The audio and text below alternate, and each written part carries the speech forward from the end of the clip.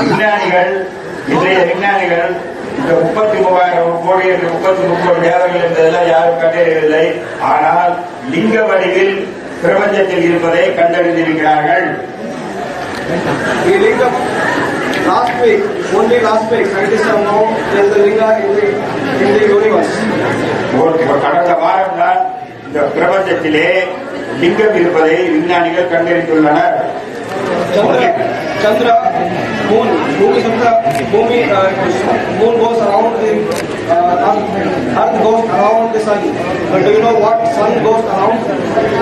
அதாவது நாம் அனைவரும் பாலிப்பாளர்களை படித்திருக்கிறோம். நிலா பூமியை சுற்றி வருகிறது, பூமி சூரியனை சுற்றி வருகிறது. ஆனால் சூரியன் யாரை சுற்றி வருகிறது என்று யாருக்காவது தெரியுமா? Surya, we only see one sun in the sky, but according to science, there are 10,000 crore Suryas.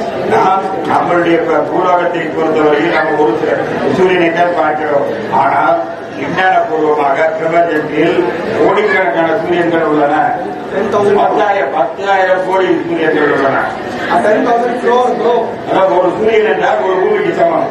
ஒரு பூமிக்கு ஒரு சூரியன் என்பது போல 10,000 கோடி பூமிகள் இருக்கிறது, 10,000 கோடி சூரியன்கள் இருக்கிறார்கள். உணர்ந்து பிரபஞ்சத்தின் மகிமையை